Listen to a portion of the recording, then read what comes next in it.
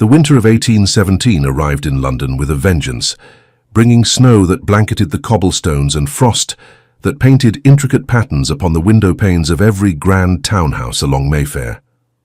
The Thames itself seemed to slow in its ancient course, as if the very lifeblood of the city had thickened beneath the weight of the cold. Yet no chill born of nature could compare to the desolation that had settled in Lady Seraphina Alderbury's heart 3 years prior, when news arrived that Magnus Hale de Thornridge, the formidable Duke of Thornridge, had fallen in battle along the Spanish frontier. The entire kingdom mourned him. The newspapers, those arbiters of public sentiment, printed elegies that spoke of his valor, his strategic brilliance, his unwavering dedication to crown and country. The Prince Regent himself attended a memorial service at Westminster Abbey, where the Archbishop delivered a sermon, praising the fallen Duke's service. The pews were filled with lords and ladies, generals and politicians, all come to pay their respects to a man who had died too young, too far from home. And Seraphina, who had loved him with every fibre of her being, who had given him her heart in secret during stolen moments in moonlit gardens, wore black for a full year. She ignored the whispers that followed her through ballrooms and drawing rooms, the speculation that she had no right to mourn a man who had never formally claimed her, who had left no public declaration of his intentions. Let them whisper, she thought. Let them judge. They knew nothing of what she and Magnus had shared, but mourning was all she had left. Mourning and memories. She remembered the last time she had seen Magnus with painful clarity. It was etched into her mind like a portrait painted in indelible ink, every detail preserved with crystalline precision. The afternoon had been golden, one of those perfect September days when summer graciously granted autumn a reprieve before surrendering to its inevitable advance. They had met in the gardens of his estate, Thornridge Hall, in a secluded grove where ancient oaks stood sentinel and roses bloomed in wild profusion. Magnus had been restless that day, she recalled. He had paced as he spoke, his tall frame moving with the controlled energy of a man accustomed to action, uncomfortable with stillness. His dark hair had caught the sunlight, and his grey eyes, those remarkable eyes that could shift from storm cloud intensity to tender warmth in an instant, had been serious as he took her hands in his. "The war goes poorly," he had told her, his voice low and urgent. "Wellington needs every able-bodied man. I've received orders to join the campaign in Spain within the fortnight." Seraphina's breath had caught. She had known this was coming. For weeks, rumours of mobilization had swept through London's drawing rooms, but knowing and experiencing the reality were entirely different matters. "How long?" she had managed to ask, though her throat felt tight. "As long as it takes to drive Bonaparte's forces from the peninsula," Magnus had replied. Then his grip on her hands had tightened, becoming almost painful in its intensity. "But Seraphina, hear me well. When I return, and I will return, I shall speak to your father immediately. There will be no more secrecy, no more stolen moments in shadowed alcoves and hidden gardens. I will make my intentions known to all of London. I will make you my Duchess, and we will build the life we've spoken of in whispers. Children, a home filled with love and laughter, a future." Tears had blurred her vision then, as they did now in the remembering. "Promise me you'll come back," she had whispered, her voice breaking. "Promise me, Magnus." He had pulled her into his arms then, holding her with a fierceness that spoke of desperation and determination in equal measure. His lips had pressed against her temple, and she had felt the rapid beat of his heart against her own. "I promise you, Seraphina," he had murmured into her hair. "On my life, on my honor, on everything I hold sacred, I promise. Wait for me. No matter what you hear, no matter what they tell you, wait for me. I will come back to you." She had waited. God help her, she had tried. For 6 long months, she had clung to hope with the tenacity of a drowning woman grasping at driftwood. She had read the dispatches from the peninsula with obsessive attention, searching for any mention of the Duke of Thornridge. She had attended every social function where military wives and mothers gathered, desperate for news of their loved ones. She had prayed every night, kneeling beside her bed until her knees ached, begging God to keep Magnus safe, to bring him home. Then, the letter arrived. Seraphina could still recall every detail of that morning. It had been April, and spring was asserting itself with determination. Daffodils bloomed in the window boxes, and the air carried the promise of renewal. She had been in the morning room, attempting to focus on her correspondence, when she heard her father's bellow of shock from his study. The Earl of Eldamont had emerged moments later, his face grave, a letter trembling in his hand. The War Office seal had been unmistakable, red wax stamped with the official insignia that struck terror into the hearts of families across the kingdom. "Seraphina," he had said, and something in his tone had caused her blood to turn to ice. "My dear, you must prepare yourself. I have received grave news. The Duke of Thornridge—" The rest of his words had become a roaring in her ears. Dead, killed in action, ambushed near Salamanca, body unrecovered, official condolences from His Majesty's government. Seraphina's world had shattered with such completeness that she wondered in the weeks that followed if she would ever feel whole again. The pain was not simply emotional, it was physical, visceral. Her chest ached as if her ribs had been crushed. Food turned to ash in her mouth. Sleep became an elusive phantom, and when it came, it brought dreams of Magnus calling for her, reaching for her, always just beyond her grasp. Her mother, the Countess of Eldamont, had been sympathetic but practical. "You were not even officially betrothed," she had reminded Seraphina gently but firmly. "A year of mourning is generous under the circumstances. You must think of your future, darling. You are 22. Your beauty will not last forever, and neither will your father's patience." The Earl, for his part, had never approved of Magnus. Too wild, he had declared repeatedly over the years, too reckless, too unconventional, too fond of his own opinion. A man who courted danger as other men courted ladies at Almack's. The Duke of Thornridge had been a brilliant military strategist, yes, and his lineage was impeccable, but he possessed a stubborn independence that the Earl found troubling. Such a man would not be easily controlled, easily guided into advantageous political alliances. When Magnus fell, the Earl saw not tragedy but opportunity. His daughter was beautiful, accomplished, well-educated, and still unmarried. In the marriage market of the ton, she was a prize of considerable value. He could secure a far more advantageous match, one that would elevate the Alderbury family to unprecedented heights of influence and power. Enter Lord Cedric Harrowmont.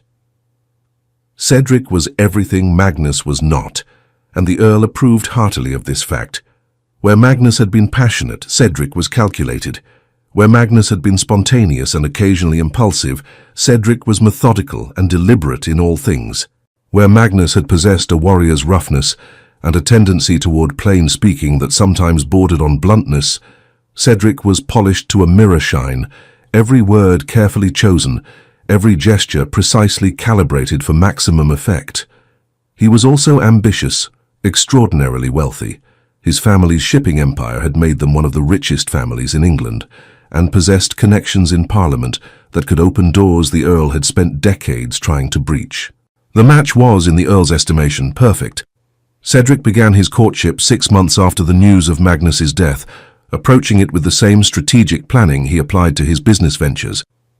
He called upon the Alderbury household with appropriate frequency, not so often as to seem desperate, but regularly enough to demonstrate serious intent. He brought thoughtful gifts, a first edition of Byron's latest work for Seraphina, who was known to appreciate poetry, hothouse flowers in the depths of winter, a beautiful mare for her morning rides in Hyde Park. He was unfailingly courteous to her mother, deferential to her father, and attentive to Seraphina herself in ways that were proper and appropriate. He never overstepped, never pressed for more than what propriety allowed. In company, he was charming and witty. In private conversation, he spoke of his plans, his ambitions, the life he envisioned for himself and his future wife. The problem, Seraphina thought with bitter clarity, was that she felt nothing, not attraction, not affection, not even mild interest. When Cedric took her hand to help her from a carriage, she felt only the cool touch of his gloved fingers. When he smiled at her, she observed the technical perfection of his features, but felt no warmth in response. When he spoke of the future, she heard words but could summon no excitement, no anticipation, no joy. But she was hollowed out by grief, a shell of the woman she had been, and she had neither the strength nor the will to refuse her father's increasingly insistent suggestions that she accept Cedric's suit. What did it matter? Magnus was dead. Her heart lay buried with him in some unmarked grave in Spain. What difference did it make whom she married? The betrothal was announced in the spring of 1816, exactly 1 year after the news of Magnus's death. The wedding was set for January of 1818, a date that allowed for proper planning and gave Serafina time to prepare her trousseau and adjust to the idea of becoming Lady Harrowmont. The Tun congratulated her.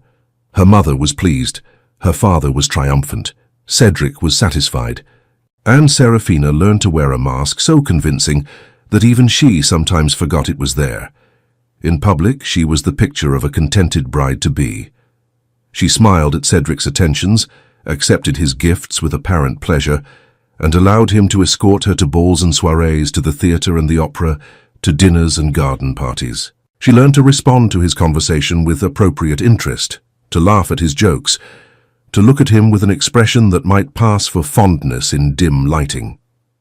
But in the darkness of her chamber, when the servants had extinguished the candles and she lay alone in her bed, she wept for the man she had lost.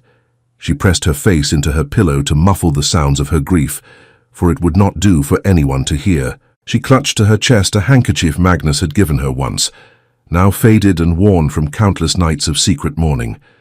She did not love Cedric. She suspected she never would, that her capacity for such feeling had died with Magnus. But love, she had learned, was a luxury women of her station could not afford. Marriage was about alliance, about property, about the continuation of family lines and the accumulation of power. Romantic love was the stuff of novels and fairy tales, not the reality of a lady's life in Regency England. She would marry Cedric. She would be a dutiful wife. She would manage his household, bear his children, and perform all the obligations her position required. And if her heart remained locked in a tomb with a dead duke, well, that was her private burden to bear. The Winter Ball of 1817 was the social event of the season, the glittering apex of the autumn calendar. The Duchess of Ravenscroft, a formidable woman in her 60s who wielded social influence with the precision of a general deploying troops, hosted the affair at her magnificent Grosvenor Square mansion. The ballroom was a masterpiece of architecture, with soaring ceilings adorned with frescoes depicting classical mythology, walls covered in silk damask in shades of cream and gold, and windows that rose from floor to ceiling, offering views of the torchlit garden beyond. Every person of consequence would be in attendance, and Serafina's presence was not merely expected, but required. In less than a month, she would become Lady Harrowmont, and this would be one of her final appearances as Lady Serafina Alderbury. The Duchess had made it clear that she expected the affianced couple to lead the first waltz, a public display that would underscore the appropriateness and desirability of the match.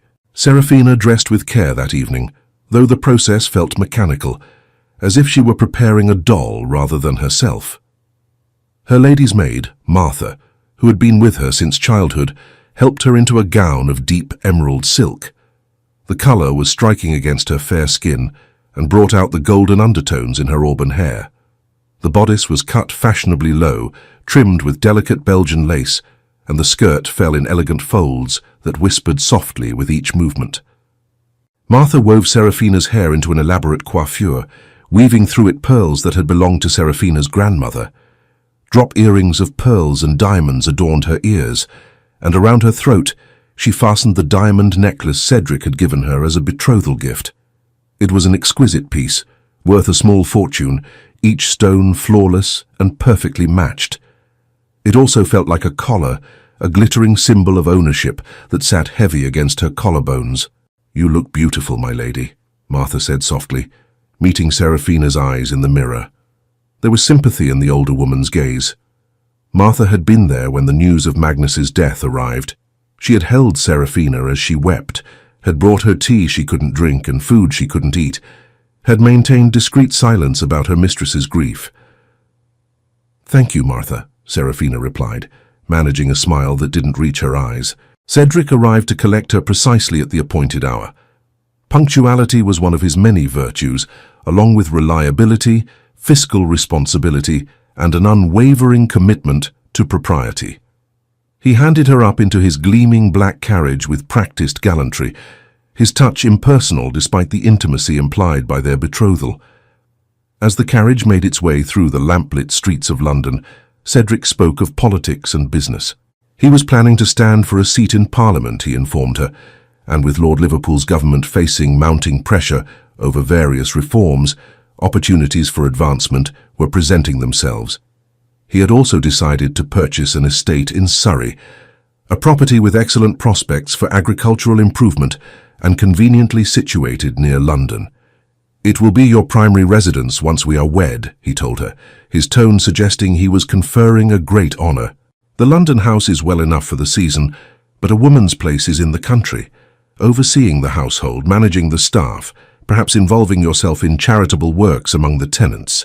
You'll find it quite agreeable, I'm certain." Serafina listened with half an ear, her gaze fixed on the passing scenery. The streets were crowded with carriages, all heading in the same direction, drawn by the irresistible pull of the Duchess of Ravenscroft's ball. The windows of the townhouses glowed warmly in the winter darkness, each one a small world unto itself, filled with lives she would never know, stories she would never hear. "You seem distracted, my dear," Cedric observed, and there was a note of disapproval in his voice that made Serafina's shoulders tense. "I trust you are not unwell." "Merely fatigued," she replied smoothly, offering him the smile she had perfected over the past 18 months. "The season has been rather exhausting, with all the engagements and preparations for the wedding." "Then you shall be relieved when we are wed, and can retire to the country," he said, patting her hand in a gesture that was likely meant to be comforting, but felt patronizing. "A wife's place is in her husband's home, not gadding about London ballrooms season after season. Such constant social exertion is unhealthy for a woman's delicate constitution."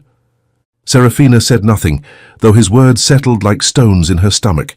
She had heard this philosophy before from her father and from Cedric himself, repeated with the confidence of men who had never questioned the structures that granted them freedom, while restricting women to ever-narrowing spheres of influence. Once married, her life would be circumscribed by Cedric's wishes, her days filled with the management of his household and eventually the rearing of his children. She would be comfortable, certainly, and secure, but she would not be free. Not that it mattered, she reminded herself. Freedom was another luxury she could not afford. The Duchess of Ravenscroft's ballroom was a spectacle of opulence that would have impressed even the most jaded observer. Hundreds of candles burned in crystal chandeliers, their light reflecting off the gilded mirrors that lined the walls, creating an effect of infinite space and radiance.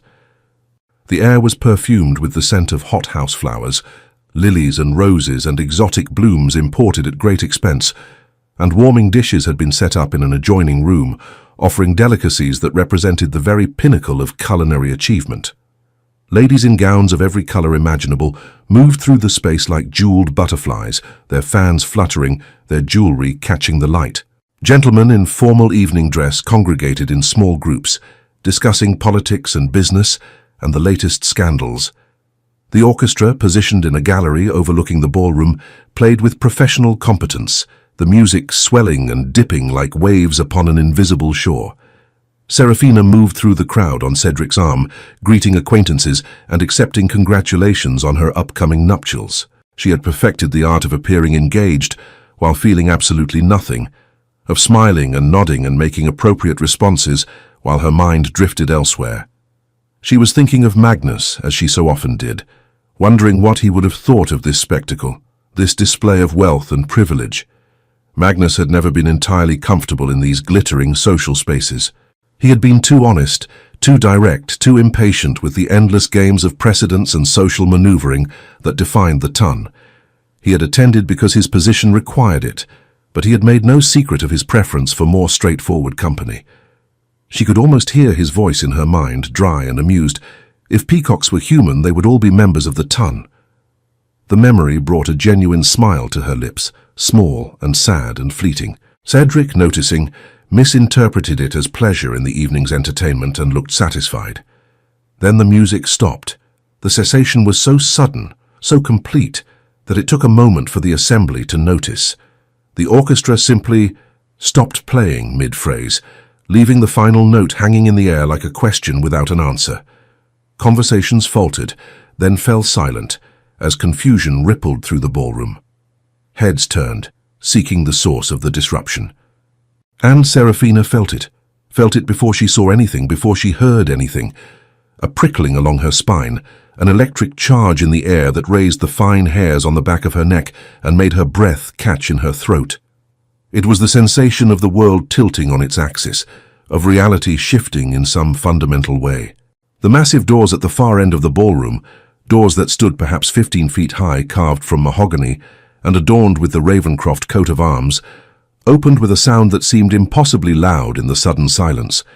A man stood in the entrance, backlit by the light from the corridor beyond, and for a moment he was little more than a silhouette, a dark shape that seemed to draw the light into itself rather than reflecting it. Then he stepped forward, into the illumination of the ballroom, and Serafina's world ended and began again in the same instant. Magnus. The champagne flute slipped from her nerveless fingers, shattering on the marble floor with a sound like breaking crystal, like breaking hearts. The golden liquid spread across the white marble in a puddle that caught the candlelight, but Serafina didn't see it. She saw nothing but him. Magnus hailed a Thornridge, Duke of Thornridge, who was supposed to be dead, who had been mourned and memorialized and consigned to memory, stood in the entrance to the Duchess of Ravencroft's ballroom, alive and undeniably real. He had changed. 3 years of war had marked him in ways both visible and invisible. He was leaner than she remembered, the boyish softness gone from his face, leaving only hard angles and sharp planes. His dark hair was longer than fashion dictated, brushing his collar in a way that would have scandalized his valet. His face bore scars that told stories of violence and survival, a thin silver line bisecting his left eyebrow, another along his jaw, and others she could glimpse at his collar and wrists.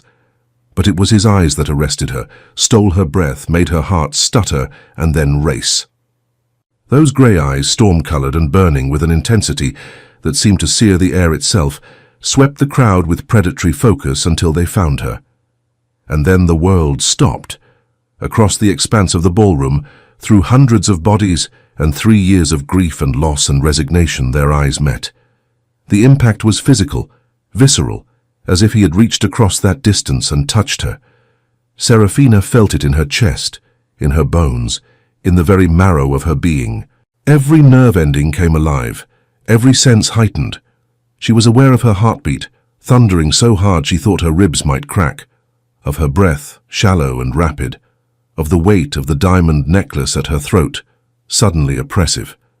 She was aware with terrible clarity that she had been sleepwalking through the past 3 years, and Magnus's gaze had just shocked her back to wakefulness. In Magnus's mind, the ballroom was a battlefield, and he was assessing it with the strategic eye of a man who had survived 3 years of war. He catalogued exits, identified potential threats, noted the positions of allies and enemies.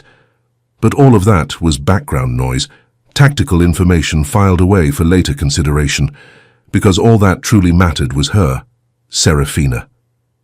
His Serafina, standing in the center of the ballroom in a gown the color of emeralds, more beautiful than memory had preserved her, and more distant than the Spanish mountains he had crossed to reach her. She was here, alive, real, and looking at him with an expression that cycled through shock, disbelief, and something that looked like joy before settling into confusion and fear. And she was standing beside another man, a man whose hand was on her elbow, in a gesture of possession that made Magnus's vision tinge red at the edges. He began to walk toward her, and the crowd parted before him like the Red Sea before Moses. No one attempted to stop him, though he saw recognition dawning on face after face. Whispers exploded in his wake. Thornridge. Alive. Impossible. How? But Magnus paid them no attention. His focus was singular, absolute. Every step brought him closer to Serafina, and with each step he saw more. The diamonds at her throat, not his diamonds, he noted with savage displeasure. The way she held herself, poised but brittle, like a porcelain figure that might shatter at a touch. The pallor beneath her rouge, the shadows beneath her eyes that spoke of sleepless nights. She had suffered, he realized. Whatever had happened in his absence, whatever lies had been told to separate them, she had suffered for it. And someone would pay dearly for causing her pain. Serafina. Her name emerged from his lips, roughened by time and war, by screaming orders across battlefields and staying silent through interrogations, by 3 years of holding her name in his heart like a talisman. It was a caress and a claim, a prayer and a promise. Beside her, the man, and Magnus knew without being told that this was Lord Cedric Harrowmont, the usurper who had dared to lay claim to what was his, stiffened. His hand tightened on Serafina's elbow, fingers digging into her flesh hard enough that Magnus saw her wince. "Thornridge," Harrowmont said, and his tone attempted coolness, but couldn't quite mask the tremor of unease. "We were told you were dead." Magnus finally tore his gaze from Serafina to acknowledge the other man's existence. The look he gave Harrowmont was the same look he had given enemy soldiers in the instant before engaging them in combat, cold, assessing, utterly devoid of mercy. "Clearly," he said softly, "that report was premature." In those few seconds of silence that followed, Serafina's mind was racing, thoughts tumbling over each other in a chaotic cascade. Magnus was alive. Alive. The word repeated in her mind like a drumbeat, like a prayer, like a scream. He was alive, and he was here, and everything she had believed for 3 years was a lie. The grief she had carried, the mourning that had hollowed her out, the resignation with which she had accepted Cedric's suit, all of it had been predicated on Magnus's death. But he wasn't dead. He was here, looking at her with those grey eyes that had haunted her dreams, and the expression in them was destroying her. She saw fury there, yes, but also pain. Accusation mixed with longing, possessiveness warring with uncertainty. And beneath it all, love, fierce and undiminished and absolutely terrifying in its intensity. "This is most irregular," Cedric said, attempting to regain control of a situation that was rapidly spiraling beyond anyone's control. "Lady Serafina is my betrothed. We are to be wed in less than a month, whatever business you believe you have with her. Remove your hand from her." Magnus's voice was soft, barely above a whisper, but it carried through the silent ballroom with the force of a shout. The menace in those 5 words made several nearby gentlemen take an involuntary step back. Cedric's face flushed with outrage. "I beg your pardon." "I said," Magnus repeated, and now his voice dropped even lower, became even more dangerous. "Remove your hand from my lady, or I will remove it for you. And I assure you, Harrowmont, you will not appreciate my methods." The possessive pronoun hung in the air like a gauntlet thrown. Gasps rippled through the assembled crowd.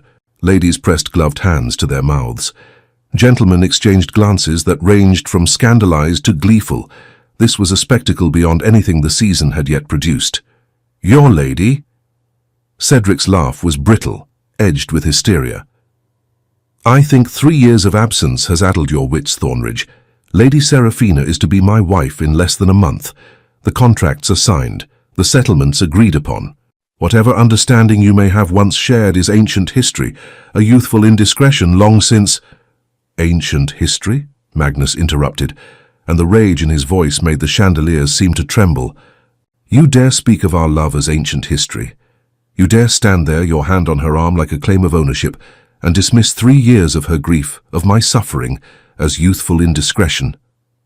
He took another step forward, closing the distance until he was near enough to touch, and Cedric had to tilt his head back slightly to maintain eye contact. Magnus was taller, broader, and the violence that radiated from him was palpable. This was not a gentleman who settled disputes with cutting remarks and social snubs. This was a man who had killed, who had survived by being harder and more ruthless than his enemies, and every person in that ballroom recognized it on some primal level. "Serafina," Magnus said, never taking his eyes from Cedric's face, "look at me, please." She had no choice. Her gaze was drawn to his as if by magnetic force, and when their eyes met again, she felt tears burning behind her own. This was Magnus, her Magnus, who had held her gently despite his warrior's hands, who had read poetry to her in sunlit gardens, who had promised her forever and then vanished into death. Except he hadn't died. He had been somewhere, surviving something, while she mourned and her father arranged her marriage to another man. "Did you wait for me?" Magnus asked, and the question was a plea and an indictment all at once. The tears spilled over, tracking down her cheeks and undoubtedly ruining her carefully applied cosmetics. Her throat closed around the words she needed to say, and for a moment she could only stare at him, drinking in the reality of him, the impossible fact of his presence. "They told me you were dead," she finally managed, her voice breaking on the words. "The War Office sent confirmation. Your solicitor read your will. There was a memorial service at Westminster Abbey. The Archbishop himself delivered the sermon. You were dead, Magnus. How are you here?" Something flickered in Magnus's expression, surprise followed by a dawning understanding that was terrible to witness, and then a rage so profound that Serafina felt its heat from where she stood. When he spoke again, his voice was deadly quiet. "Who told you?" he demanded. "Who delivered the news of my death?" I don't recall precisely." Serafina's mind was still reeling, struggling to process the impossible. "My father received the letter. He was the one who informed me." "Your father?" Magnus's lip curled, and he turned his attention to scan the crowd until he found the Earl of Eldamont standing near the refreshment table, his complexion gone ashen. "Eldamont, how very convenient that you were the recipient of my death notice, that you were the one to inform your daughter of my demise. Tell me, did you pen the forgery yourself or did you pay someone to do it for you?" The accusation landed like a bomb in the center of the ballroom. The Earl's face went from pale to crimson, and he sputtered with outrage. "How dare you? You accuse me of forgery, of conspiracy? This is slander of the worst sort. I'll have you brought before the magistrate." "By all means do so," Magnus invited, his tone glacial. "I would be absolutely delighted to present my evidence before a court of law." I'm certain everyone present would be fascinated to learn how a letter bearing the War Office seal came to be delivered to you, personally, informing you of my death, when no such letter was ever sent by the War Office, when I was in fact not dead at all, but merely held captive in a Spanish prison. The ballroom erupted into chaos. Ladies shrieked, gentlemen shouted, the Duchess of Ravencroft called for order, her voice lost in the cacophony. But Magnus paid no attention to any of it. His focus remained fixed on the Earl, who had gone pale again, a sheen of perspiration visible on his forehead despite the winter chill. "You did this," Magnus continued, advancing on the Earl like a wolf stalking wounded prey. "While I was fighting for my life, you saw an opportunity. You forged documents declaring me dead. You presented them to your daughter, knowing she would be devastated, knowing that in her grief she would be vulnerable. And then you pushed her toward Harrowmont, using her sorrow and her sense of duty to manipulate her into a match that served your political ambitions. You cannot prove any of this," the Earl blustered, but his voice lacked conviction. "These are the wild accusations of a man clearly unhinged by his experiences in the war. You have no evidence." "I have the original War Office records," Magnus interrupted coldly. "I have testimony from the Secretary of War himself, confirming that no notice of my death was ever issued. I have correspondence from my solicitor, proving that no will was read, no estate settled. And I have this." He reached into his coat and withdrew a folded document, which he held up for all to see. "This is a letter written by your own hand, to a clerk in the War Office, a clerk who has since been dismissed for accepting bribes. In it you request that certain documents be created, documents that would serve your purposes, in arranging a marriage for your daughter. You were careless, Eldamont. You left a trail." The Earl's face collapsed. For a moment, he looked like a man watching his entire world crumble around him. Then he rallied, attempting one last defense. "I did what was necessary. You were gone, missing for months with no word. The war was going badly. Every day brought news of more casualties. It was only reasonable to assume you had fallen. Serafina was wasting away with grief. I acted in her best interest." "You acted in your own interest!" Serafina's voice cut through the noise, sharp and clear, and vibrating with a fury she had never before given voice to. Every eye in the ballroom turned to her, and she felt the weight of their attention, but she didn't care. All her carefully maintained composure, All the masks she had worn for 18 months, shattered in an instant. She advanced on her father, her hands clenched into fists at her sides, her body trembling with rage. "You lied to me. You let me believe the man I loved was dead. You let me mourn him for a year. You watched me grieve, watched me hollow out with sorrow, and you said nothing. You did nothing. Because it suited your purposes, because you could use my pain to push me toward the match you wanted." "Serafina, you must understand," the Earl began, but she cut him off. "I understand perfectly." Her voice was cold now, cold as the winter air outside, cold as the diamonds at her throat.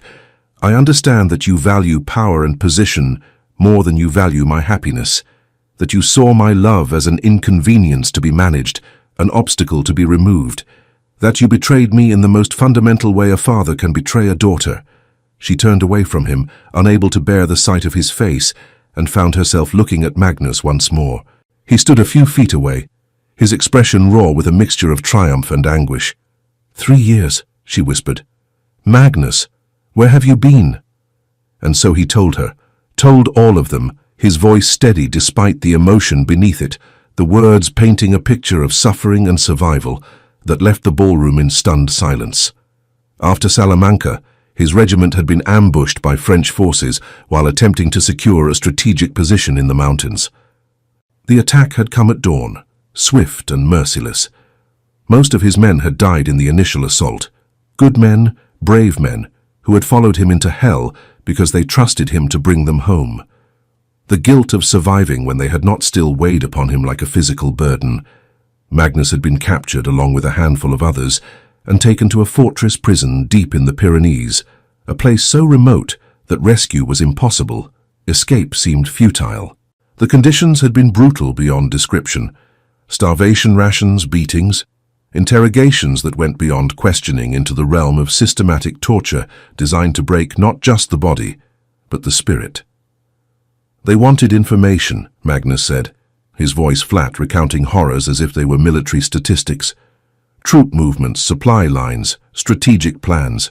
I gave them nothing. We gave them nothing." He paused, and Serafina saw his jaw clench, saw the way his hands flexed as if remembering pain. The torture was extensive, creative. The French officers in charge of the prison had refined cruelty into an art form, but I survived it. Do you know how? The question was directed at Serafina, and she shook her head, unable to speak around the lump in her throat. "I thought of you." His voice softened, became almost tender despite the horror of what he described. "Every time they broke me down, every time I thought I couldn't endure another moment, I rebuilt myself around the memory of your face, your laugh, the way you looked in sunlight, the feel of your hand in mine. You were my anchor, Serafina. You kept me sane when sanity was the hardest thing to hold on to." Tears streamed down Serafina's face now, unchecked and unashamed. Around them, she was dimly aware that many of the ladies in attendance were weeping as well, moved by the raw emotion in Magnus's account. After 18 months in that hell, an opportunity presented itself. A transfer of prisoners to another facility, less well-guarded. I escaped with 2 others, men who had become brothers through shared suffering. We fought our way across hostile territory, living like animals, stealing what we needed to survive, always moving, always hunted. His gaze grew distant, seeing landscapes that existed only in memory. We crossed the mountains in winter, with inadequate clothing and no supplies. We evaded French patrols and Spanish bandits. We nearly starved in the wilderness between towns. One of my companions died of fever. The other was killed by bandits 3 days from the Portuguese border. I reached British lines alone, half dead from wounds and exposure, speaking barely coherently. He focused on Serafina again, and the intensity in his eyes made her breath catch. The British forces I found were camped near Lisbon.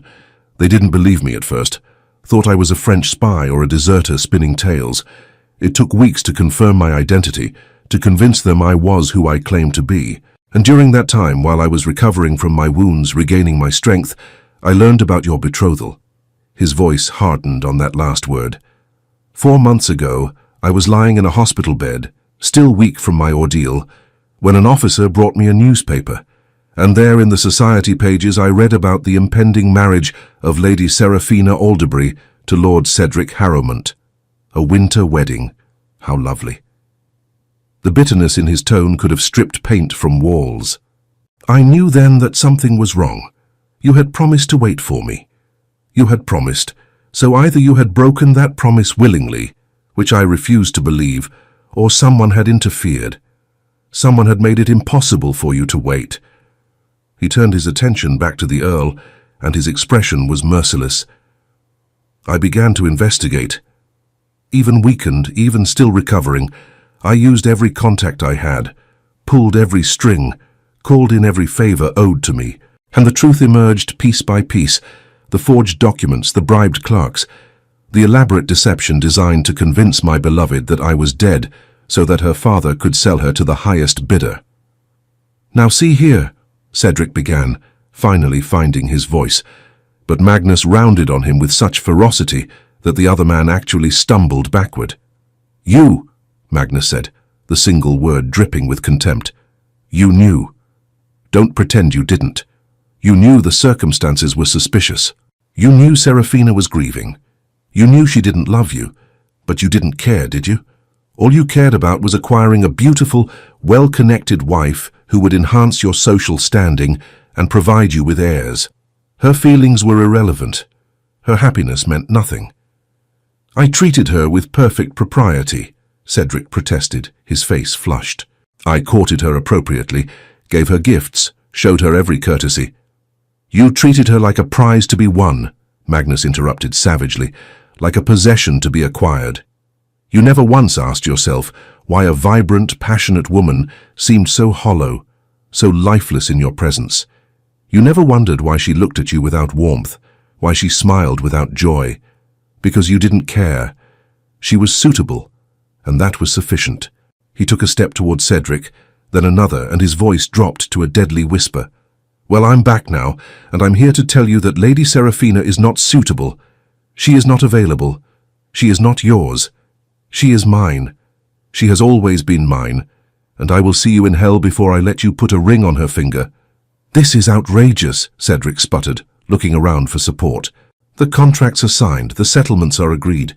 You cannot simply walk in here after 3 years and expect, I can, and I do. Magnus's tone brooked no argument. Those contracts were signed under false pretenses, based on the fraudulent claim that I was dead. They are void. Legally, morally, in every way that matters, they are void. He turned back to Seraphina, and his expression softened, became vulnerable in a way that made her heart ache. Seraphina. I need you to tell me something, and I need you to be honest, even if the truth will destroy me. She couldn't breathe, couldn't think. What? Do you love him? The question emerged rough, painful, as if speaking it cost him dearly. In the time I was gone, did your feelings change? Did you come to care for Harrowmont? Because if you did, if you chose him freely, if you love him, I will walk away. It will kill me, but I will respect your choice. But if you were coerced, if you were manipulated, if you accepted him only because you believed I was dead and you saw no other option, then I'm asking you to choose again. Here, now, in front of everyone, choose me. The ballroom held its collective breath. This was the moment every romantic heart in the assembly had been waiting for, the culmination of a drama that would be retold in drawing rooms and parlors for years to come. Seraphina looked at Cedric, at the man who had courted her with calculated precision, who had never once made her pulse race or her heart sing, who had offered her security and status but never passion, never understanding, never love. Then she looked at Magnus, at his scarred face and haunted eyes, at the man who had survived hell for the memory of her, who stood before her, now offering not comfort but chaos, not ease but intensity, not a peaceful life but a passionate one. The choice was absurdly simple. I don't love him, she said clearly, her voice carrying through the silent ballroom. I never loved him. I agreed to marry him because I thought you were dead, because my father insisted, because I was too broken by grief to fight. But my heart never stopped being yours, Magnus. Not for a single day, not for a single moment. The words hung in the air like a benediction, and she saw Magnus's expression transform. The vulnerability gave way to fierce joy, to triumph, to a love so powerful it seemed to radiate from him like light. "Then come with me," he said, extending his hand toward her. "Come with me now, Serafina. Leave this place. Leave these people who tried to keep us apart. Be with me." She should refuse. She was a lady of good breeding, raised to follow rules, to respect propriety, to honor contracts even when they chafed. What Magnus was asking her to do would cause the scandal of the century. Her reputation would be in tatters, Cedric would be humiliated, her father would be ruined, society would never forgive her. But Magnus was alive, Magnus had come back for her, Magnus loved her, and suddenly propriety seemed a very small price to pay. She placed her hand in his, and the moment their skin touched, she felt it. An electric current that ran from his fingers to hers, racing up her arm, flooding through her entire body, until she felt more alive than she had in 3 years.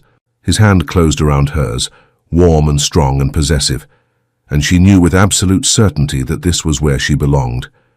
"Yes," she said simply. "Take me away from here." Magnus's smile was brilliant, transforming his war-hardened features into something beautiful and heartbreakingly young. "Thank God," he breathed, and then he was pulling her toward the exit, through the stunned crowd, toward the doors that stood open on the winter night. Behind them, chaos erupted. Cedric shouted protests. The Earl called for someone to stop them. The Duchess of Ravencroft demanded order, but no one moved to intervene. Perhaps they were too shocked. Perhaps they recognized the futility of standing between two people whose love had survived war and deception and 3 years of separation. Or perhaps, beneath all their proper behavior and rigid adherence to social rules, they were romantics at heart, and this was the kind of love story that made even the most cynical heart believe in fairy tales. Magnus led Serafina through the glass doors onto the terrace, and the cold night air hit her like a slap, shocking and bracing. Behind them, they could hear the muffled sounds of the chaos they'd left in their wake.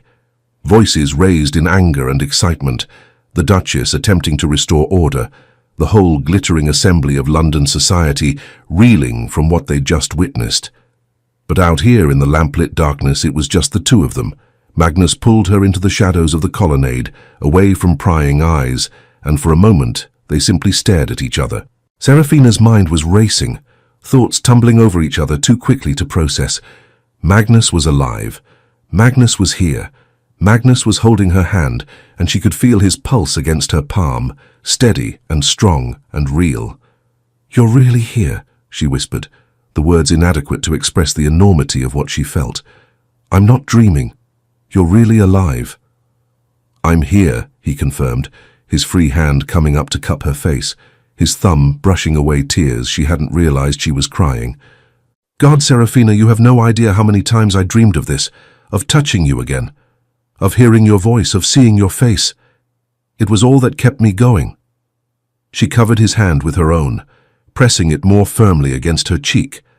His palm was rough with calluses, marked by the same hardships that had carved lines around his eyes and left scars on his skin.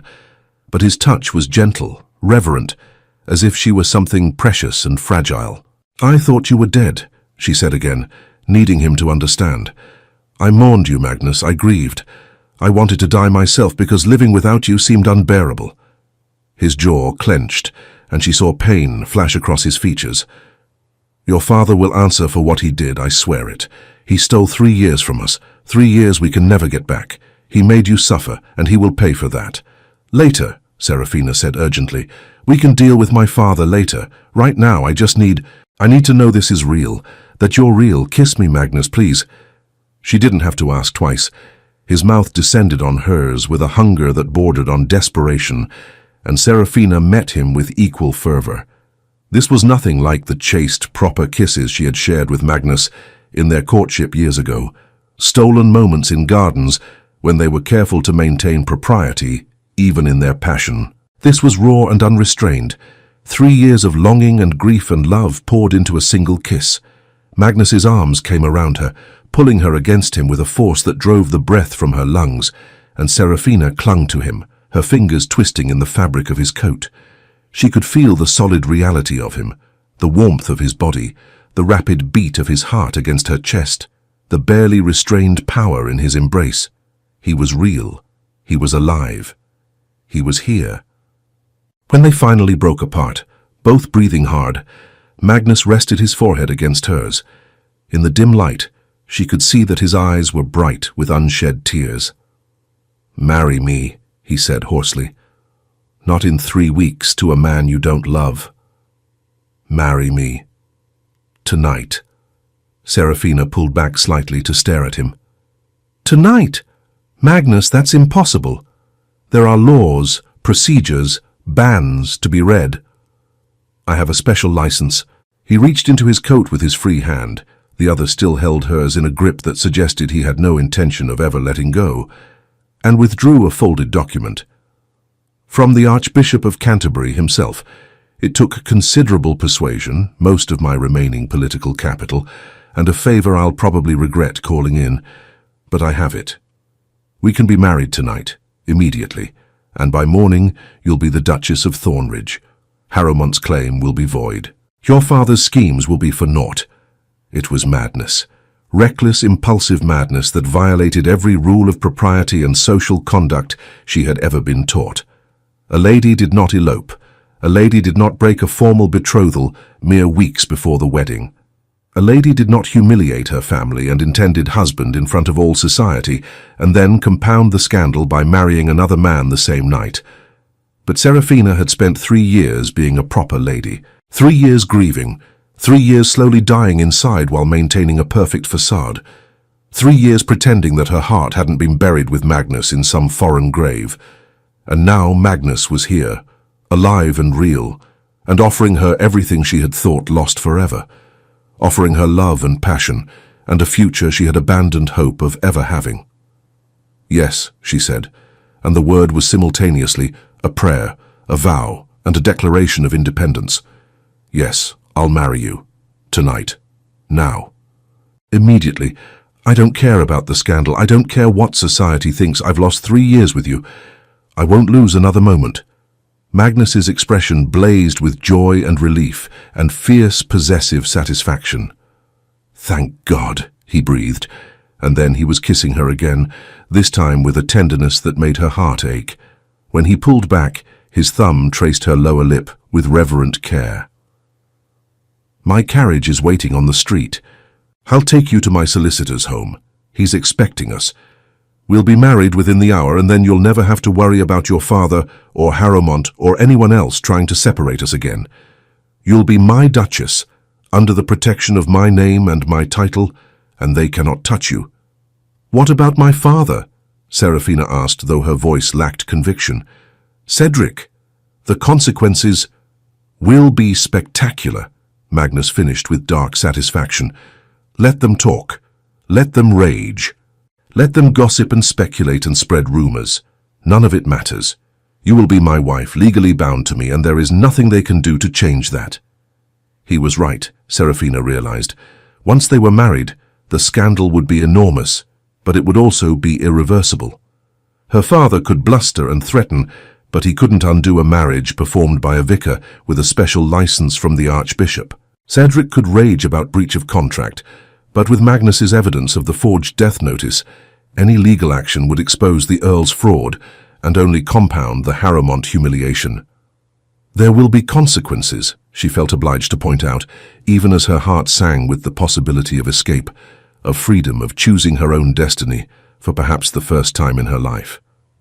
"There always are," Magnus agreed, his hand squeezing hers. "But I've faced worse than social disapproval. I've faced death and torture, and the very real possibility that I would never see you again. I survived all of that through sheer will and the memory of your love. I'm not afraid of scandal. I'm not afraid of your father's anger or Harrowmont's wounded pride or society's judgment. The only thing I fear, the only thing that truly terrifies me, is the possibility of losing you again." His words, raw with emotion and absolute in their conviction, dissolved the last of Serafina's hesitation.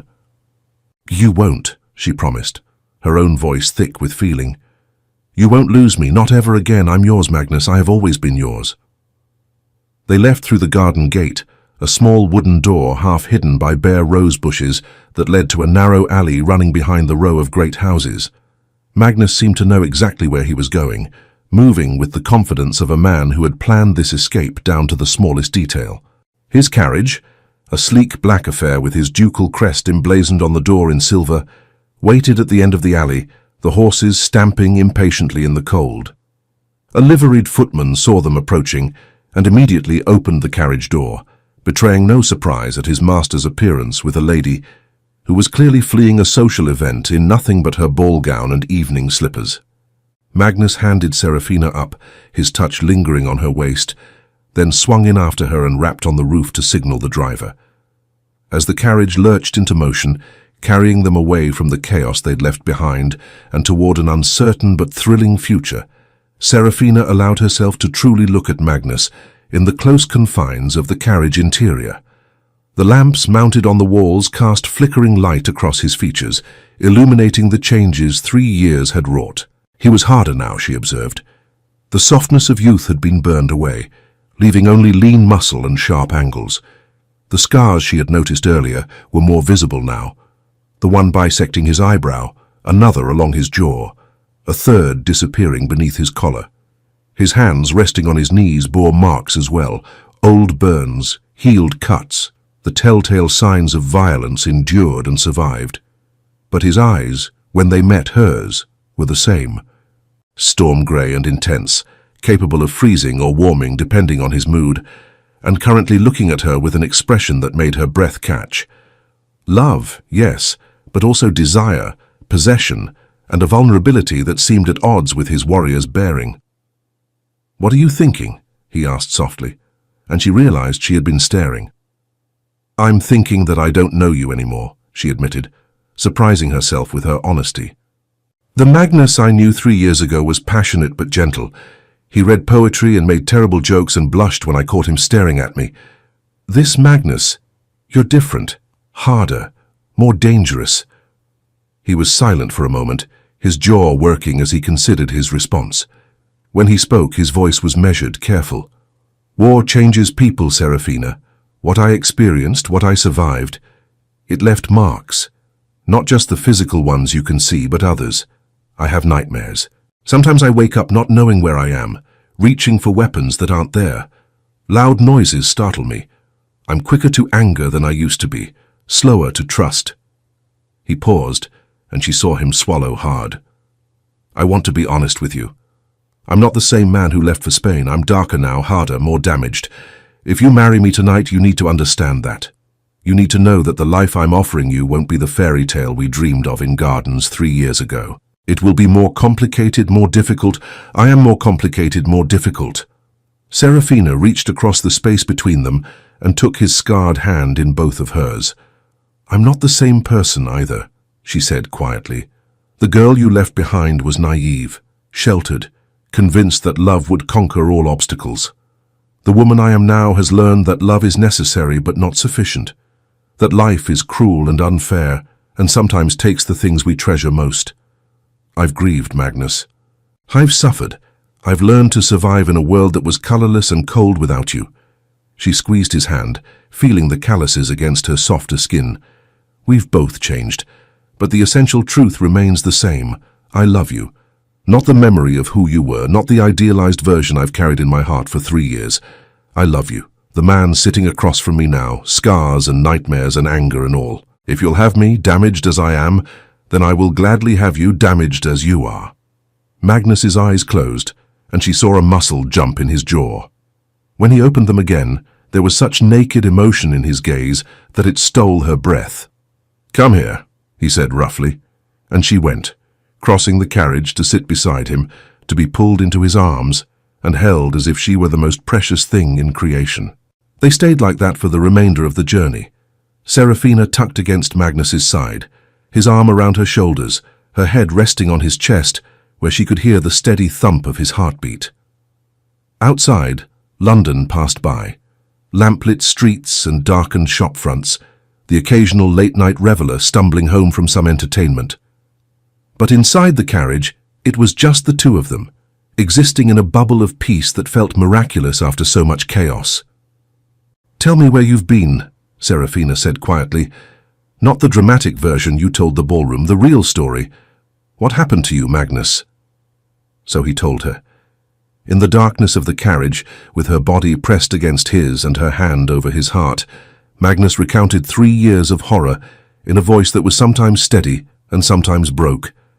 He told her about the ambush, about watching his men cut down around him, about the guilt that haunted him still. He told her about the prison, about interrogations that went on for hours, about pain that made him scream until his voice gave out. He told her about the other prisoners, the bonds forged in shared suffering, about a young lieutenant named Harrison who sang hymns to keep their spirits up, about a grizzled sergeant named Fletcher who taught him how to survive on hope and stubbornness when food and water were scarce, about how they had planned their escape for months, gathering information, stealing supplies, waiting for the right moment. He told her about the escape itself, the violence of it, the blood, the desperate flight through mountain passes in winter, about watching Harrison die of fever, unable to do anything but hold his hand and promise to tell his mother he had been brave, about Fletcher being shot by bandits, dying instantly, leaving Magnus alone for the final push to safety. "I walked into that British camp more dead than alive," he said, his voice hoarse with memory. "I couldn't remember the password. Couldn't prove who I was. My papers had been lost or destroyed. They thought I was a spy or a deserter. Locked me up until they could verify my identity, which took weeks because the records were in chaos." His arm tightened around her. "And then I learned about your betrothal. Someone brought me a newspaper, thinking I'd want to catch up on news from home. I saw the announcement and Serafina, I thought I was going to die. Truly die right there in that hospital bed. Because I had survived everything. The ambush, the torture, the escape, the journey, believing that you were waiting for me. And to discover that you had moved on, had agreed to marry someone else." "I'm so sorry," Serafina whispered, tears streaming down her face. "I'm so sorry. If I had known, if I had suspected for even a moment that you might be alive—" "I know," he assured her, his lips against her hair. "I know you didn't betray me. That's why I started investigating. Because the Serafina I knew, the woman who had promised to wait for me, wouldn't have forgotten me so easily. Something had to be wrong, and once I started pulling on that thread, the entire tapestry of your father's deception unraveled." He pulled back slightly to look down at her, his hand coming up to cup her face. "I meant what I said in there. Your father will answer for what he did. Not tonight. Tonight is for us. But he will face consequences. I won't let this stand." Serafina nodded, fresh anger flaring at the thought of her father's betrayal, but she pushed it aside for now. Magnus was right. Tonight was for them. Tomorrow would be soon enough to deal with the aftermath of their choices. The carriage slowed, then stopped. Magnus glanced out the window, then looked back at her with a smile that was boyish and excited despite everything they had just discussed. "We're here." Mr. Whitmore's home was a respectable townhouse in Bloomsbury, well-maintained but not ostentatious. The elderly solicitor himself answered the door, dressed in a banyan and nightcap, suggesting he had been prepared to retire for the evening, but had stayed up, awaiting their arrival. "Your Grace," he said, bowing to Magnus, then turned to Serafina with a warmer smile. "And Lady Serafina, welcome. Everything is prepared as you requested, Your Grace. The vicar is waiting in the drawing room, and my housekeeper, Mrs. Simmons, is present to serve as witness." "Thank you, Whitmore," Magnus said, his hand finding Serafina's once more. "I appreciate your discretion in this matter." "Think nothing of it, Your Grace. I'm honored to be of service." He stepped aside to let them enter, then led them through the narrow hallway to a cozy drawing room where a fire burned cheerfully in the grate. The vicar was a round-faced man in his 60s, his expression kind, but slightly bewildered by the late-night summons and the obvious haste of the proceedings. Mrs. Simmons, the housekeeper, was a stout woman with grey hair and shrewd eyes that assessed Serafina with frank curiosity. There was no wedding breakfast, no elaborate ceremony, no processional or flowers or any of the traditional trappings that usually accompanied the marriage of a duke. Instead, there was just the vicar's steady voice reading the ancient words of the marriage service, Magnus and Serafina standing before the fire holding hands, and two witnesses observing with varying degrees of interest. But when it came time for Magnus to repeat his vows, his voice was strong and clear and absolutely certain. I, Magnus Hale de Thornridge, take thee, Serafina Margaret Alderbury, to be my wedded wife, to have and to hold from this day forward, for better, for worse, for richer, for poorer, in sickness and in health, to love and to cherish, till death us do part. And when Serafina spoke her own vows, she meant every word with a fervour that surprised her. This wasn't the grand society wedding she had once dreamed of, but it was real and true and chosen, and that made it infinitely more precious. When Magnus slid a gold band onto her finger, his grandmother's ring, he told her in a whisper, which he had carried through the war like a talisman, Serafina felt something fundamental shift inside her. The last piece of her broken heart slotted back into place, and for the first time in 3 years she felt truly whole. I pronounce you man and wife, the vicar intoned, his voice warm with genuine pleasure. You may kiss your bride, your grace. Magnus did, cupping her face in both hands and kissing her with a tenderness that made tears spring to her eyes once more. When he pulled back, his own eyes were bright with unshed tears, and his smile was luminous. Duchess, he murmured, and the single word was imbued with such love and possession and relief that it made her heart clench. My Duchess. My Duke, she replied, and laughed through her tears, the sound bright and free and utterly joyful. My impossible, stubborn, miraculous Duke. They signed the register, Serafina's new signature looking strange and wonderful on the page, and accepted congratulations from Mr. Whitmore and Mrs. Simmons, who both seemed genuinely moved by the obvious emotion between bride and groom. Then Magnus was leading her back to the carriage, back into the winter night, toward his townhouse and their future together. The house in Berkeley Square was imposing, a grand Palladian structure that spoke of old money and older bloodlines. The staff, roused despite the late hour, lined up in the entrance hall to greet them, their expressions ranging from shocked to delighted. The butler, an elderly man with dignified bearing, bowed deeply. Your Grace, he said, addressing first Magnus, then Serafina, and she felt a thrill at hearing herself addressed by her new title. May I offer my congratulations on behalf of the entire staff. We are honored to serve you. Thank you, Henderson, Magnus said warmly. Please inform the staff that the Duchess and I will be residing here for the immediate future. We'll discuss household arrangements in the morning. Of course, Your Grace, Mrs. Patterson has prepared the ducal suite. Mrs. Patterson, the housekeeper, stepped forward with a warm smile. If you'll follow me, Your Graces, I'll show you to your rooms.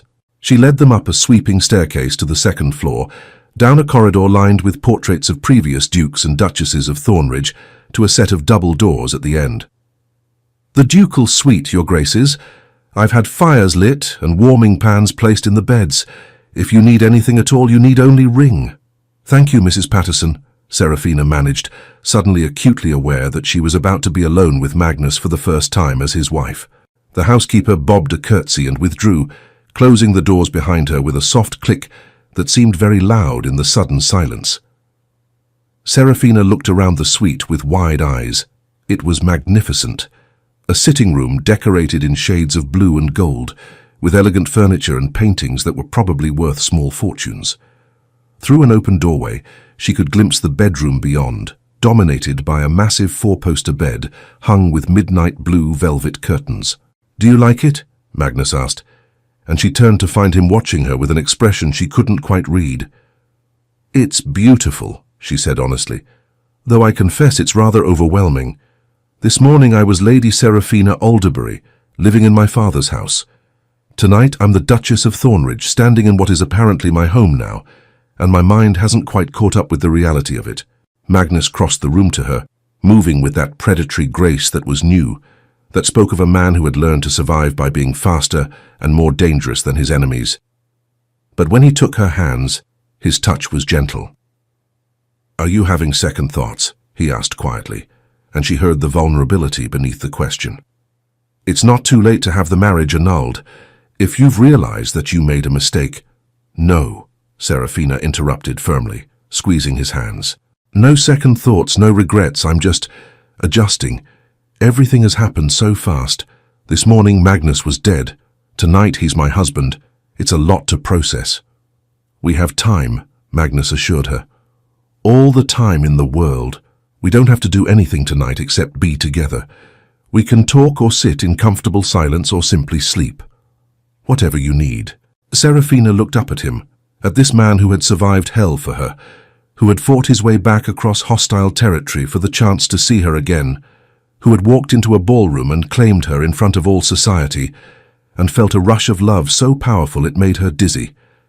I need you, she said simply. I need to know that this is real, that you're real, that I'm not going to wake up tomorrow and discover this was all a beautiful dream. Magnus's eyes darkened with emotion. I'm real, he promised, pulling her closer. This is real, we're real, and you're not going to wake up alone ever again. He kissed her then, and it was different from the desperate kisses they had shared on the terrace. This was slower, deeper, more deliberate. This was a husband kissing his wife, a man claiming his beloved, a promise made physical. Serafina melted into it, her arms coming up to circle his neck, her body pressing against his. She could feel the heat of him through the layers of fabric that separated them, the solid strength of his body, the thundering of his heartbeat that matched her own. When they finally broke apart, both breathing hard, Magnus rested his forehead against hers. I love you, he said, his voice rough with emotion. I have loved you since you were 18 years old and laughed at one of my terrible jokes at the Havisham's garden party. I have loved you through 3 years of separation and suffering. I have loved you when loving you was all I had to keep me sane, and I will love you until my last breath, Serafina. That is my vow to you, more sacred than the ones we spoke before the vicar. Serafina felt tears streaming down her face again, but these were tears of joy, of relief, of overwhelming love. I love you too, she whispered. I never stopped. Even when I thought you were dead, even when I had agreed to marry Cedric, my heart was yours. It has always been yours. It will always be yours.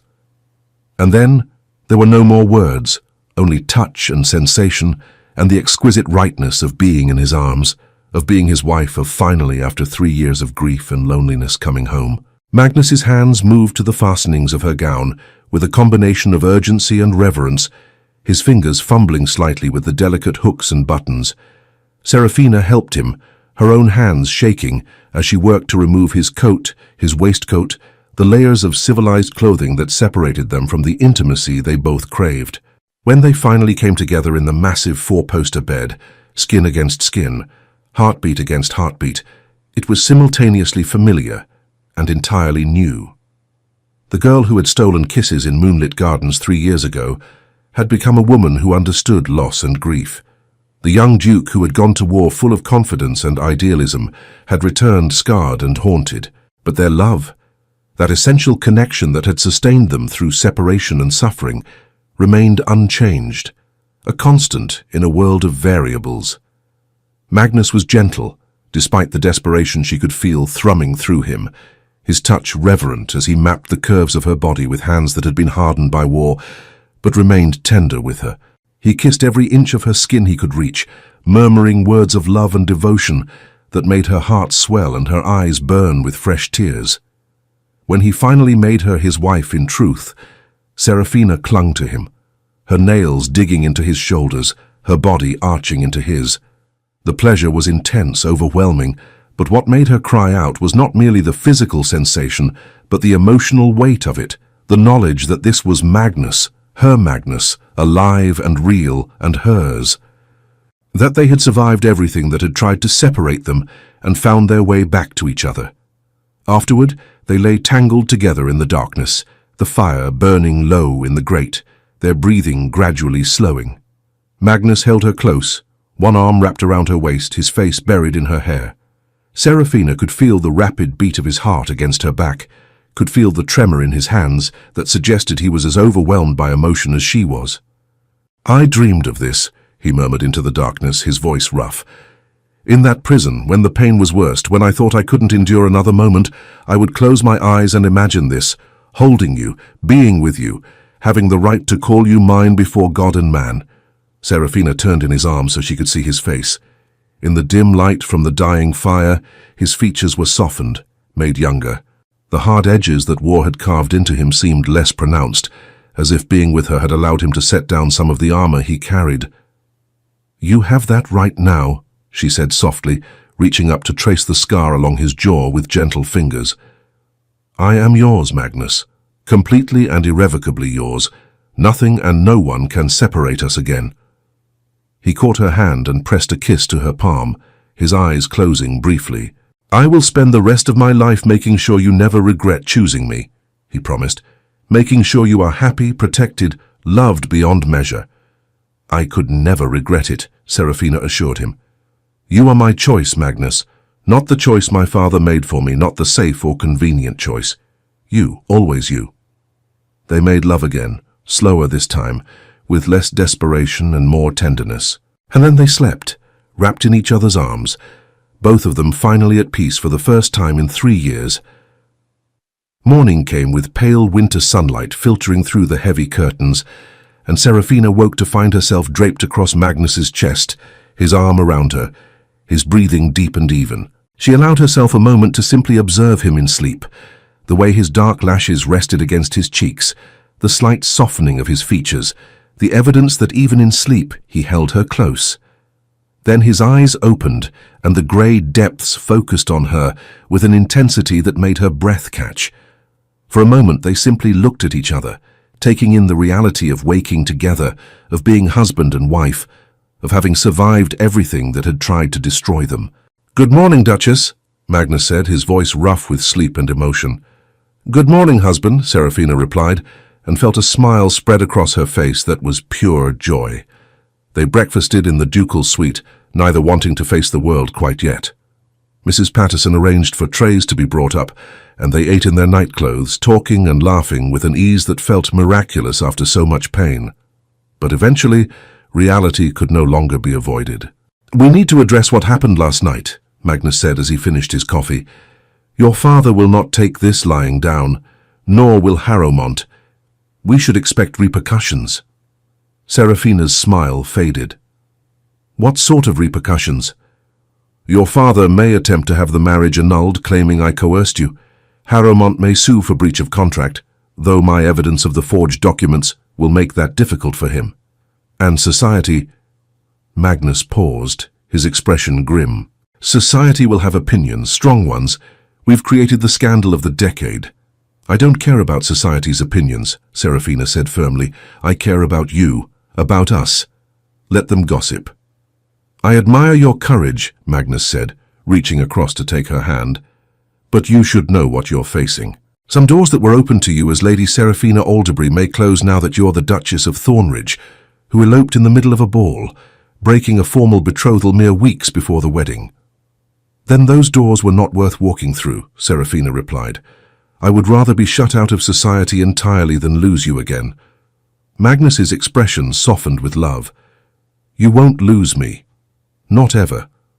But I want you to understand the price we may pay for our happiness." As it transpired, the price was steep but bearable.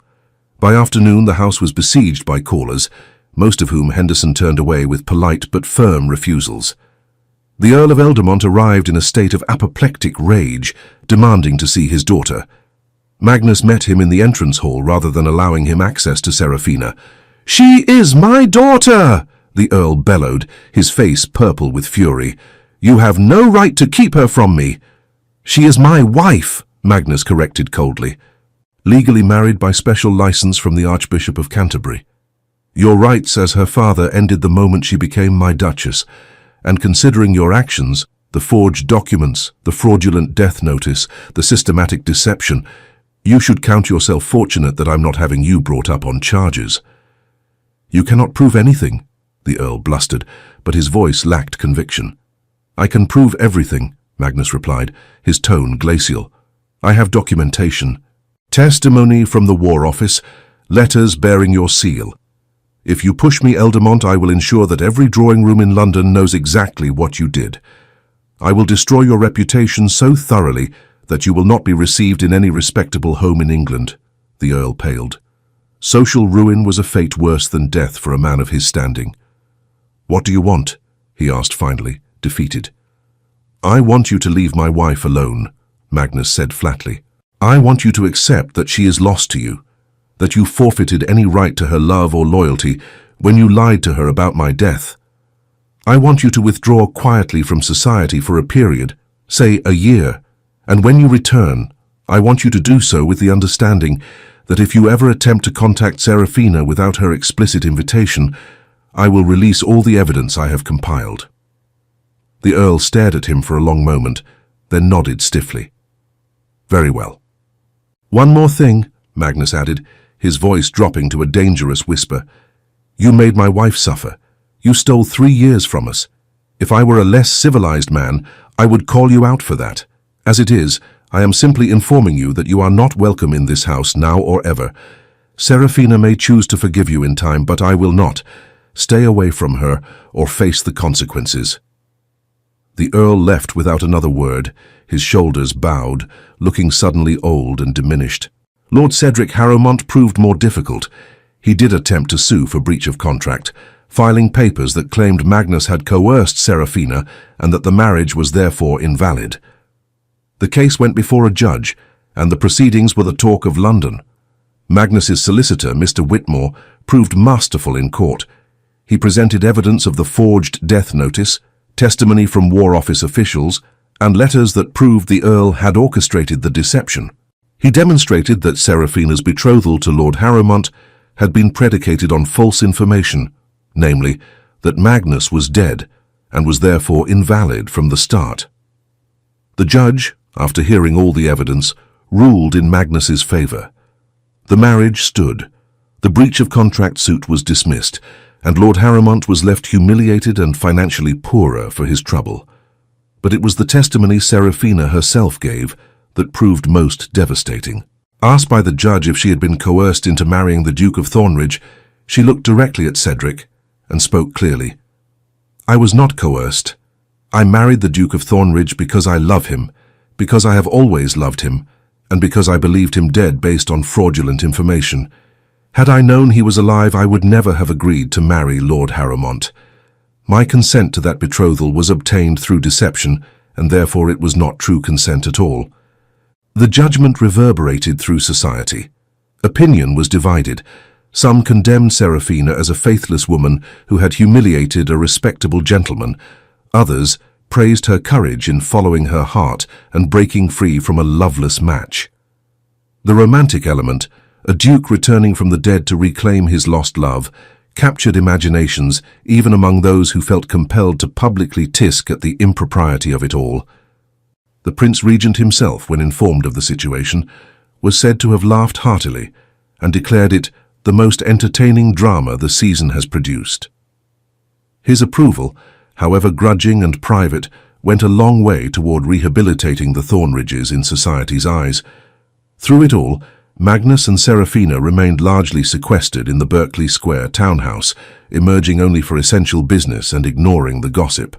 They had each other, and that was sufficient. 6 months later, they hosted their first ball as a married couple. It was in many ways a test, a way to gauge whether society would accept them back into the fold or whether they would be permanently ostracized. The invitations went out to every person of consequence in London, and the responses trickled back slowly. Some refusals were expected. Families aligned with the Eldermonts or the Harrowmonts would naturally decline. But to Serafina's surprise and relief, most of the responses were acceptances. Curiosity, if nothing else, would bring the ton to their door. The night of the ball, Serafina stood in the master bedroom, being dressed by Martha, who had resigned from the Earl's household and come to work for the Duchess of Thornridge. The gown was exquisite, deep sapphire silk that brought out the blue in her eyes, cut in the latest fashion with a bodice that was daringly low, but still appropriate. "You look beautiful, Your Grace," Martha said with satisfaction, stepping back to admire her handiwork. "I look nervous," Serafina corrected, her hands twisting together. "That too," Martha agreed with a small smile. "But His Grace won't let anything happen to you. That man would fight the devil himself if it meant keeping you safe." It was true. In the 6 months since their marriage, Magnus had been unfailingly protective, supportive, and loving. The nightmares that plagued him were slowly diminishing. The anger that sometimes flared had found healthier outlets in estate management and in work with veterans' charities he had established. He was healing, gradually, and she was healing with him. Magnus himself entered the bedroom at that moment, resplendent in formal evening wear that emphasized his broad shoulders and military bearing. He had filled out somewhat since his return, no longer quite so lean and haunted-looking. The scars remained, but they had faded to silver lines that told stories of survival rather than suffering. "You are breathtaking," he said simply, crossing to her and taking her hands. "Every man in that ballroom tonight will envy me." "And every woman will envy me," Serafina replied, reaching up to straighten his cravat. "We are quite the handsome couple." "We are quite the scandalous couple," Magnus corrected with a wry smile. "But I find I don't care." "Do you?" "Not even a little," Serafina assured him.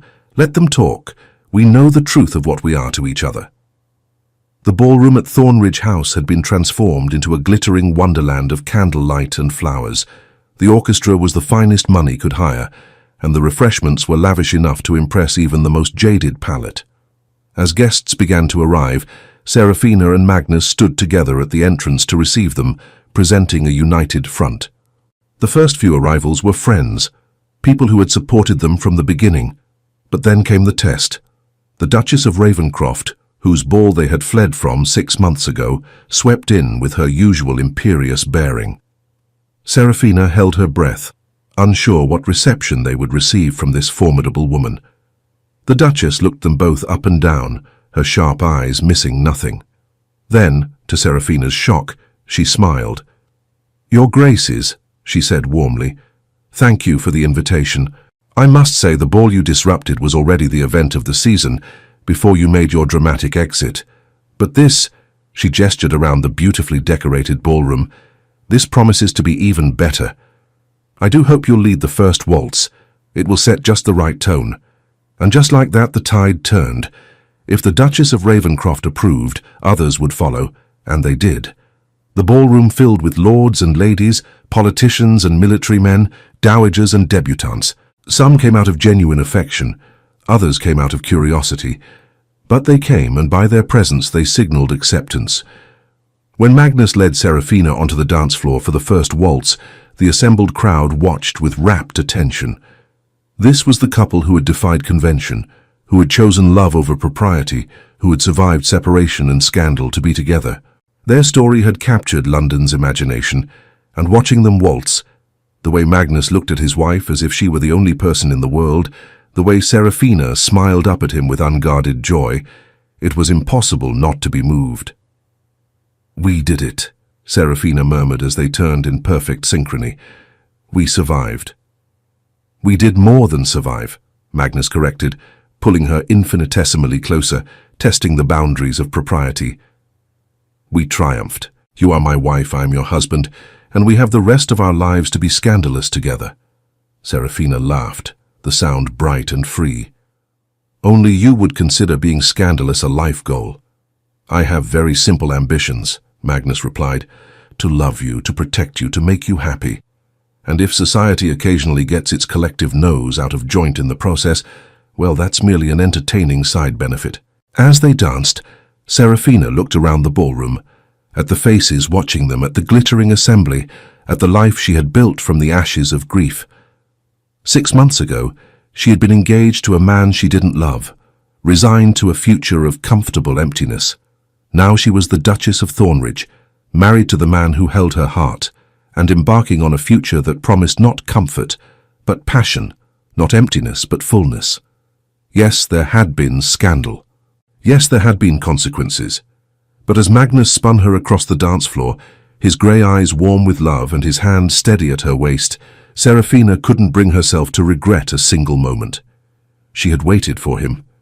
He had come back to her. And they had fought for their love against every obstacle that tried to separate them. That, she thought, was a far better story than any the gossips could tell. Epilogue. 2 years later. The gardens at Thornridge Hall were in full bloom, summer asserting itself with luxuriant abundance. Roses climbed the ancient stone walls, their perfume heavy in the warm air. Butterflies danced among the hollyhocks and delphiniums. Bees droned industriously from flower to flower, and in the shade of the old oak trees, in the very grove where Magnus had said goodbye to Serafina 5 years ago, a blanket had been spread on the grass. Serafina sat on that blanket, her back against the trunk of the largest oak, her hand resting on the gentle swell of her belly where their second child grew. Beside her, their daughter, 14-month-old Catherine Margaret de Thornridge, named for both their mothers, attempted to catch butterflies with chubby, uncoordinated hands, giggling each time one eluded her grasp. Magnus lay stretched out on the blanket, his head in Serafina's lap, his eyes closed against the dappled sunlight. He looked peaceful in a way that would have seemed impossible 2 years ago. The nightmares came rarely now. The anger had been largely replaced by contentment. The scars remained, but they were simply part of him, a map of survival, not a catalogue of suffering. "She has your determination," Magnus observed without opening his eyes, as Catherine tumbled over in pursuit of a particularly beautiful monarch butterfly, picked herself up without complaint, and continued her chase. "She has your stubbornness," Serafina corrected, running her fingers through his hair in a gesture that had become habitual. "When she wants something, she doesn't give up." "That is determination, not stubbornness." "It's both." Magnus opened one eye to look up at her, a smile playing at his lips. "Are we arguing?" "We're discussing," Serafina replied primly, then couldn't help but laugh at his skeptical expression. "All right, we're arguing, but it's a very civilized argument. The best kind." He reached up to take her free hand, pressing a kiss to her knuckles. "I love arguing with you. I love everything about our life together. Sometimes I still can't believe this is real." "I know what you mean," Serafina admitted, watching Catherine finally catch a flower instead of a butterfly and examine it with intense concentration. "Sometimes I wake up and have to remind myself that you're really here, that we're really married, that this life we're living isn't a dream I'll be woken from." Magnus sat up then, shifting so he could look at her properly. His hand came to rest on her belly, feeling the flutter of movement from the child within. "This is very real," he said softly. "You are real. Catherine is real. This baby is real. Our love is real. And I will spend every day for the rest of my life making sure you never doubt it." Serafina leaned forward to kiss him, a gentle press of lips that conveyed love and trust and bone-deep contentment. When they separated, she rested her forehead against his. "We've come a long way from that winter night when you walked into the Duchess of Ravencroft's ballroom." "The best decision I ever made," Magnus said firmly. "Well, the second best. The best was falling in love with you in the first place." "And the third best?" Serafina teased, "surviving long enough to come back and fight for you." It wasn't really a jest, Serafina realized. Magnus was serious. Everything he had endured, the war, the capture, the torture, the escape, he framed as necessary trials he had overcome to reach this moment, to reach her, to reach this life. "I'm glad you did," she said simply. "Fight for me, I mean. Fight for us." "I always will," Magnus promised. "No matter what comes, Serafina, I will always fight for us." Catherine toddled over then, her flower clutched triumphantly in one fist, dirt smudged on her nose, and a smile of pure joy on her face. She climbed into Magnus's lap, with the supreme confidence of a child who knew herself beloved, and presented her flower to her mother. "For Mama," she announced, the words still slightly garbled, but perfectly understandable. "Thank you, darling," Serafina said, taking the somewhat crushed flower with appropriate reverence. "It's beautiful." Catherine beamed, then settled contentedly against her father's chest, her thumb finding its way to her mouth, her eyes already beginning to droop with the sudden onset of toddler exhaustion. Magnus wrapped his arms around his daughter, pressing a kiss to her dark curls, and looked at Serafina with an expression of such profound happiness that it made her throat tight with emotion. This was what they had fought for. Not just the right to be together, but these quiet moments of domestic bliss, this simple joy of being a family, this peaceful afternoon in a sunlit garden with their child, and another on the way. This was the life they had been denied for 3 years, the life her father had tried to steal, the life they had seized back through courage and love and sheer stubborn determination. In the distance, Serafina could hear the sounds of the estate, servants going about their work, horses in the stable, the rhythms of a household running smoothly. This was her home now, in a way her father's house had never been. Here, she was not merely the Earl's daughter, or even the Duke's wife. Here she was herself, loved for who she was, not for what she represented or what alliances she could forge. "What are you thinking?" Magnus asked softly, careful not to disturb Catherine, who was nearly asleep. "I'm thinking that I'm happy," Serafina replied. "Truly, deeply, completely happy. And I'm thinking that everything we went through, all the pain, all the loss, all the struggle, was worth it to arrive here, at this moment." Magnus's smile was tender. "I was thinking the same thing." They sat like that as the afternoon waned into evening, as Catherine slept in her father's arms, and the baby moved gently in Serafina's womb as the sun painted the sky in shades of gold and rose and purple. They sat together, a family forged by adversity and tempered by love, and they were content. The gossips of London still occasionally spoke of the scandalous Duke and Duchess of Thornridge, who had created the most dramatic scene in memory when they eloped from the Duchess of Ravencroft's ball. But the tone of those discussions had shifted. What had once been shock and censure had become admiration and even envy. In a world of arranged marriages and loveless matches made for property and position, the Thornridges represented something rare and precious. They had chosen each other, fought for each other, and built a marriage based on genuine love. They were, in their way, a living fairy tale. And if the path to their happy ending had been darker and more difficult than most fairy tales allowed, well, that only made the happiness more precious, the ending more earned. As stars began to appear in the deepening sky, Magnus carefully stood with Catherine in his arms. "We should go inside," he said quietly. "She needs to be put to bed properly, and you need rest as well." Serafina allowed him to help her to her feet. The pregnancy was far enough along that grace was becoming difficult, and they walked back toward the great house together, Catherine sleeping peacefully in her father's arms, the promise of their growing family carried beneath Serafina's heart. Behind them, the garden settled into evening quiet, the roses folding their petals against the cooling air, the butterflies finding places to rest. And in the grove where Magnus had once said goodbye, believing he might never return, where Serafina had stood years later and wept for a love she thought lost forever, peace reigned. The past could not be changed. The 3 years they had lost could never be recovered.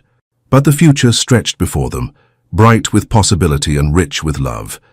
And that, both Magnus and Serafina agreed, was more than enough. It was everything.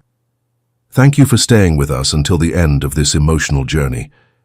If this story touched your heart, we invite you to subscribe, like, comment, and share our channel. Your support inspires us to keep creating more stories of love, redemption, and breathtaking twists. Help us reach our first 2,000 subscribers, and together we'll continue sharing tales that warm the heart. At the end of this video, you'll see a suggestion for another of our historical stories. Click and let yourself be enchanted by another unforgettable tale. With all our gratitude, echoes of romance.